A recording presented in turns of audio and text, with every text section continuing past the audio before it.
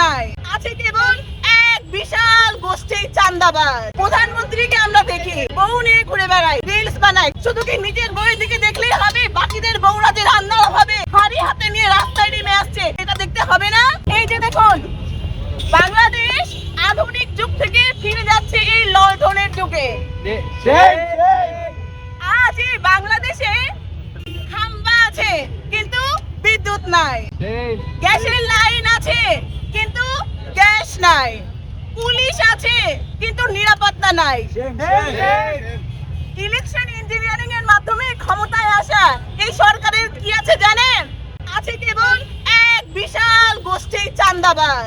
আজকে যখন আমরা এই জুলাই গণঅভ্যুত্থানের পরে একটি নির্বাচনের মাধ্যমে এমন একটি সরকার চেয়েছিলাম যেই সরকার জনগণকে শান্তি দিবে, তো তার বদলে আমাদের হাতে কি তুলে দিয়েছে? এই যে দেখুন, এই লণ্ঠন কুপি তুলে নিয়েছে আমাদের হাতে। আজ প্রধানমন্ত্রীকে আমরা দেখি বউ নিয়ে ঘুরে বেড়ায়, রিলস বানায়, তাতে আমার কোনো সমস্যা নাই, আপনি ঘুরতেই পারেন। কিন্তু এদেশের প্রান্তিক জনগণের মধ্যবিত্ত নিম্নবিত্ত পরিবারের বউরা যে হাড়ি হাতে রাস্তায় নেমে এসেছে গ্যাস সংকটের জন্য, এই খেয়াল কি আপনার আছে? শুধু কি নিজের বউয়ের দিকে দেখলেই হবে? বাকিদের বউরা যে রান্না হবে হাড়ি হাতে নিয়ে রাস্তায় নেমে আসছে, প্রধানমন্ত্রী হিসেবে আপনাদেরকে এটা দেখতে হবে না? আপনি আজ আপনার যতগুলো নেতাকর্মী আছে, চাঁদাবাজ নেতাকর্মী আছে, তাদের দিকে আপনি চাঁদা তুলে দিচ্ছেন, তাদেরকে আপনি ছেড়ে দিয়েছেন যে যাও ইচ্ছা মতো চাঁদাবাজি করো গিয়ে। আজ বিদ্যুৎ বিল আপনি বাড়িয়ে দিচ্ছেন কেন? এই বিদ্যুৎ বিল কার পকেটে যাচ্ছে? আগে তো বিদ্যুৎ বিল এরকম ছিল না। গ্যাস নাই, বিদ্যুৎ নাই, নিরাপত্তা নাই, তাহলে আছেটা কি? অথচ এই সরকারের কোন মন্ত্রীকে, কোন এমপিকে এই মৌলিক বিষয়গুলো নিয়ে আমরা কথা বলতে দেখি না। তারা পড়ে আছে কোথায়? এনসিপির কোথায় কোথায় জনসমাবেশে গেল সেখানে হামলা করতে হবে।